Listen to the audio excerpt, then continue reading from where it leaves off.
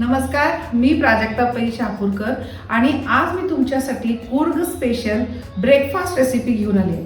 मध्ये मी कूर्गला गेलेली असताना तुम्हाला एक लाईव्ह मध्ये मी रेसिपी शेअर केली होती, पण काही कारणास्तव म्हणजे वायफायचं तिथं रेंज चांगली नव्हती, त्याच्यामुळे तुम्हाला ती प्रॉपर मला दाखवता आली नाही. तर कमेंट्समध्ये हजारो लोकांनी दिलं की हीच रेसिपी आपल्या स्टुडिओमध्ये अगदी डिटेलमध्ये आम्हाला दाखवा, ही रेसिपी आम्हाला ट्राय करायची आहे.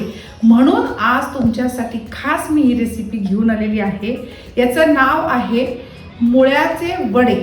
त्याला कूर्ग भाषेमध्ये, त्यांच्या कन्नड भाषेमध्ये त्यांनी काय बोलतात हे मला नीट नाही माहिती, पण ह्याला मुळ्याचे वडे आणि कच्च्या केळ्याची चटणी.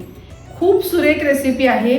अगदी न चुकता संपूर्ण रेसिपी बघा, अजिबात स्किप करू नका आणि ट्राय करून बघा कसं करायचं. चला बघूयात. सगळ्यात आधी काय करायचं आपल्याला, तांदळाचं पीठ जे आहे एक 2 वाटी थोडंसं भाजून घ्यायचं आहे.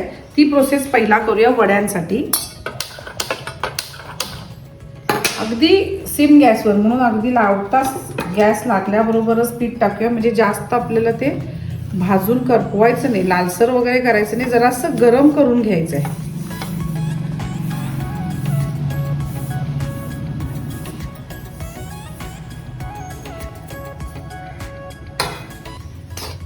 नुसतं छान गरम करून घेऊया. हलकंच परतून घ्यायचं. हलकंच असं भाजून घेतलं की गॅस बंद करू आणि ह्या गरम कढईमध्येच हे पीठ ठेवू आणि पुढची प्रोसेस समजून घेऊ. पहिला सगळ्यात आधी कच्ची केळीची चटणी करून घेऊया. ही आहे कच्ची केळी आणि ह्याला आपण जसा बटाटा उकडतो अगदी तसंच कुकरमध्ये थोडं पाणी घाला, 1-2 वाटी. त्याच्यात हे केळं सोडा सालासकट आणि 2-3 शिट्या काढून घ्या. थंड झाल्यानंतर ह्याला आता आपण सोलून घ्यायचं. हे बघा, हे इझिली असं सोललं जातं.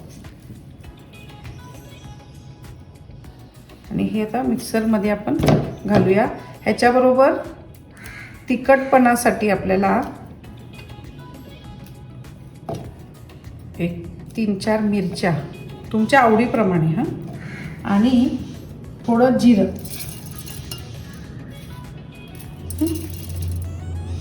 थोडी कोथिंबीर आणि थोडा बारीक चिरलेला कांदा, चवीपुरता मीठ. आणि आता हे मिक्सरमध्ये गंध वाटून आणूया. हे असं होतं. आता काय करायचं, याच्यामध्ये एक अर्धा वाटी दही, एकदम क्रीमी दही घालायची आणि पुन्हा एकदा मिक्सरमध्ये फिरवून आणायचं. ही अशी क्रीमी चटणी तयार होते.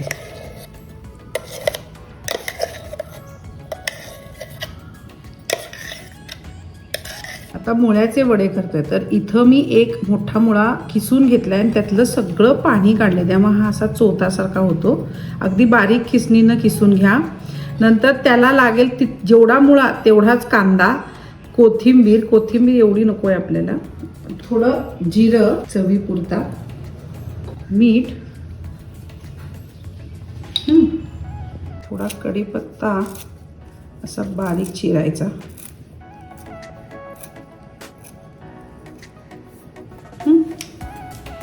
आणि आता हे सगळं मिक्स करून घेऊया. आणि आता ह्याला मावेल इतकंच तांदळाचं पीठ घालायचं. खूप जास्त पण तांदळाचं पीठ घालायचं नाही.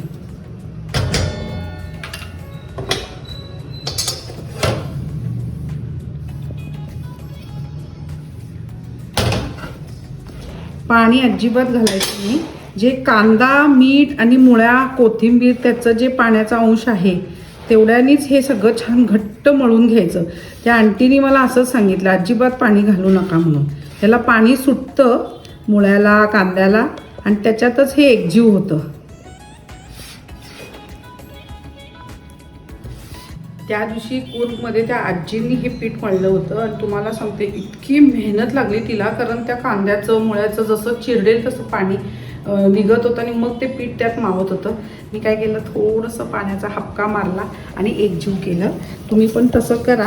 जर तुमच्याकडे तेवढा वेळ असेल तर नक्कीच तुम्ही त्याच्यातच मळण्याचा प्रयत्न तरी करा.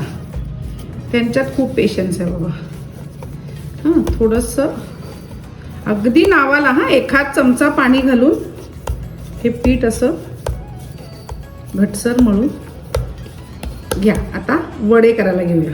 सगळ्यात आधी आपण चटणीला फोडणी देऊन घेऊया. थोडं तेल जरा गरम होऊ दे. मोहरी, बारीक चिरलेला लसूण आणि सुक्या मिरच्या, कढीपत्ता.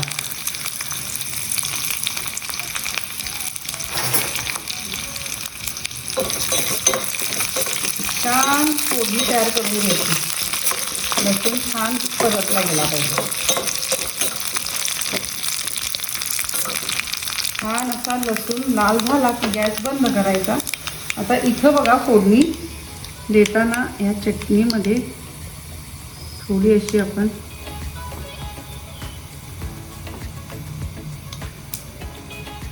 जागा करून घेऊ. यात बारीक कच्चा कांदा चिरून घालू आणि मग ही चुरचुरीत फोडणी.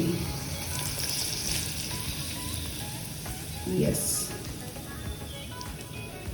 हिरवी मिरची बारीक चिरून आपल्याला घालायची आहे आणि हे सगळं मिक्स करूया परत.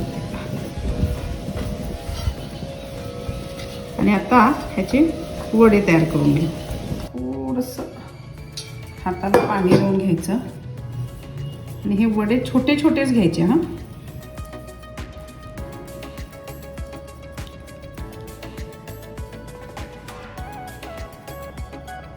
असे वडे तयार करून घेऊ आपण. अगदी चपटे हलक्याच हाताने दाबून घ्यायचे. कडा जराशा गोल करायच्या आणि तेल गरम झालेला आहे. एक वडा सोडूया.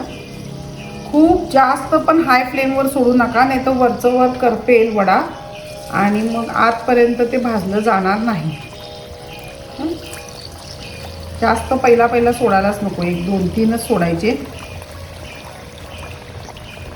अलगद त्याला खाली बसू द्यायचं नाही, नाहीतर ते खालच्या बाजूने चिकटतात.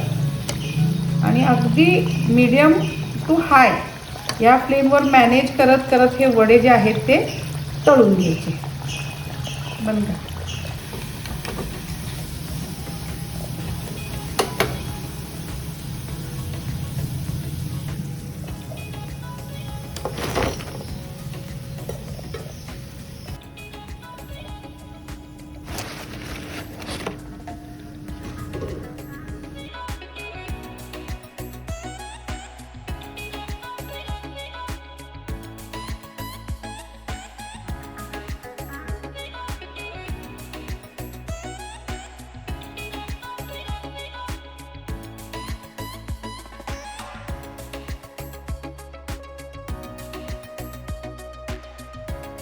मस्तपैकी हे असे वाव क्रंच आहे का.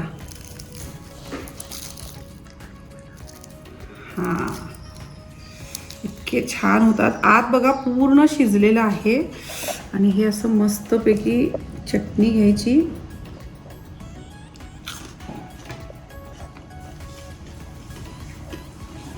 लई भारी. अल्टिमेट कुर्गची रेसिपी आहे. स्नॅक्स रेसिपी आहे. टी टाइम स्नॅक्स रेसिपी आहे.